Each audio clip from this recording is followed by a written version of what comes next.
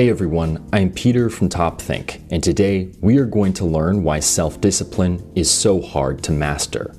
Now, let's begin. While learning self-discipline is something anyone can do, very few people actually master it. So what is it about self-discipline that makes it so challenging?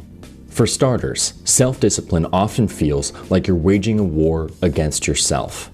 If you're trying to master self-discipline, chances are you, like the majority of people out there, have some bad habits you'd like to get rid of. When made frequently enough, small bad decisions like snacking, watching too much TV, and overspending can become so ingrained in your behavior that they change the way you think. This happens because each bad decision comes with an immediate positive reward in the form of junk food, entertainment, or expensive things. The good feelings that come with this reward reinforce your desires, turning the occasional bad decision into a full-blown habit.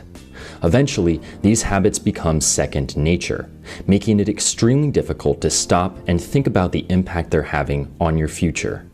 But why is learning self-discipline like fighting a war? Because your body is going to fight you constantly along the way. The majority of people fail to develop lasting self-discipline because they don't have one crucial component that keeps them from losing this war. That one thing is motivation, otherwise known as the why.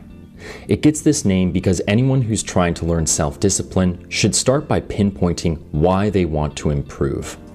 The why is what keeps you on track when you're surrounded by temptation and what you should think about every time you feel like giving up. So before you start changing your whole lifestyle to be more disciplined, take a moment to work out the why that will keep you going. Once you've figured that out, you'll be much more prepared to tackle these 4 common obstacles that make self-discipline so hard to master. Number 1, unrealistic ideal selves. You've probably daydreamed about what your life will look like after you've put in the hard work and made the changes you want to make.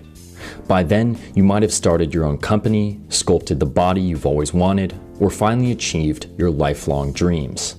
The truth is that everyone has these kinds of visions, creating what psychologists call an ideal self. Our ideal selves are essentially who we aspire to be.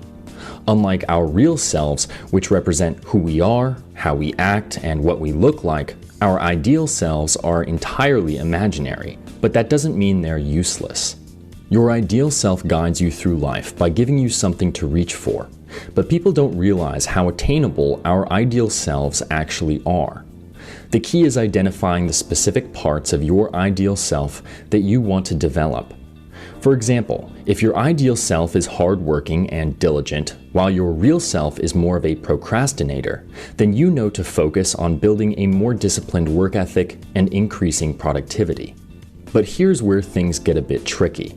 Not all ideal selves are healthy. In fact, most people's ideal selves hurt them way more than they help. This happens because people develop unrealistic or impossible versions of themselves, then become discouraged when they realize how much work would be required to get there. On top of that, people tend to hone in on general, materialistic goals instead of picking things that actually make them happy. Someone might spend years imagining themselves as a wealthy bachelor on a private island, but never stop to consider the kind of person they actually want to become. This is where motivation comes into play, because your why can help you shape your ideal self and figure out which aspects are the most important to you. So, try to develop a version of yourself that is not only obtainable, but genuinely makes you excited to be them. Once you've done that, you can start taking small steps to match your real self with your ideal. Number 2, sacrificing the short term. While this completely goes against the way we're biologically programmed, it's actually one of the most important parts of self-discipline. Imagine you're standing between 2 restaurants and you're trying to decide which one to eat at. Restaurant number 1 is your favorite burger place. You know that every item on the menu is loaded with unhealthy fats, but it tastes a lot better than the salads over at restaurant number 2. Our instincts tell us to go for restaurant number 1. Yes, a burger might lead to a stomach ache and some weight gain, but the immediate positive reward of a tasty burger outweighs a bland salad. This is essentially how our minds work without any sort of self-discipline. We behave in ways that benefit ourselves in the short term while sacrificing the long term. So what about someone who's been practicing self-discipline? Do their instincts tell them to go to the healthier restaurant? This is actually a pretty common myth about disciplined people. Just because someone has the willpower to make a better decision doesn't mean they weren't tempted like everyone else. But instead of rewarding themselves in the short term, people with self-discipline make the conscious decision to focus on the long term. And they have to keep making these hard decisions every time their biology tries to lead them astray. This is probably the biggest reason why it's so difficult to stay disciplined once you've gotten started, and why proper motivation is crucial for success. If you don't have the motivation to consistently focus on the long term, then unfortunately, you're going to fall right back into old habits. Number 3, lack of control. At home or over the weekend, there are plenty of strategies to get temptations and distractions out of the way, because you basically have complete control over the environment. So, if you're trying to be more productive, you can turn off your phone, put on soundproof headphones, turn off your Wi-Fi, or do any number of things to boost productivity. In this kind of isolated space, it's much easier to cancel out bad habits and start developing good ones. But what happens when you add in all the extra responsibilities of daily life? For many people, this is when self-discipline completely falls apart, because you can't actually control every aspect of your life, especially at school or work. Imagine you're trying to exercise in the afternoons, but one day your boss makes you work late. By the time you get home, you don't have the energy to go to the gym, so you decide to relax and watch TV instead. It may not seem like much at the time, but what happens when you have to work late the next day too? Without work, it would be easy to find time to exercise every day, but the stress of a long day can be enough to justify a bad habit. Or maybe you're determined to stop buying lottery tickets because you keep dipping into your savings. You've been doing a great job of avoiding any mention of the lottery until a giant Mega Millions billboard suddenly shows up on your way to work. Simply being reminded of your bad habits can often bring them back in full force. So what do? When it comes to avoiding temptations, you've probably heard the phrase, out of sight, out of mind. But the reality is that you can never completely get rid of them. You should do your best to get rid of any temptations that you can control, but be prepared for when they do inevitably show up. When you feel like sitting in front of the TV or buying another lottery ticket, take a moment to remind yourself of why you're trying to change.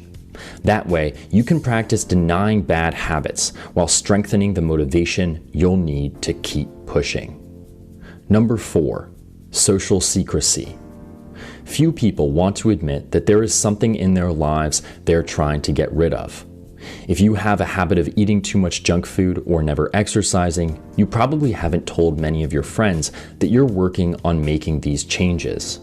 Even though you're doing something that's ultimately good for you, it might be embarrassing to admit that you had any weaknesses in the first place. This is especially hard when you're the only one in your family or friend group that's struggling with this issue. So why is this secrecy so destructive when you're learning self-discipline? Since you haven't told anyone about your new habits, you might start breaking them when you're with other people. Say you're trying to change your eating habits by cutting out fattening foods. Normally, you'd never tempt yourself by going to a pizza place. But what if you're out with all your friends and they're dead set on getting pizza? You don't want to just sit there watching all of your friends eat, so you might decide to let yourself cheat since it's a special occasion. Unfortunately, this cheating can quickly become a bad habit of its own, tearing down all the good habits you've worked to build up. How do you get around this obstacle? It's actually pretty simple. Just tell your friends and family that you're making changes to your life and be proud of your accomplishments thus far. There's no shame in finding ways to make yourself happier and healthier, so don't be afraid to tell the people you care about. In fact, they may be able to help by going to the gym with you, suggesting healthy restaurants, or just giving encouragement when you're feeling defeated.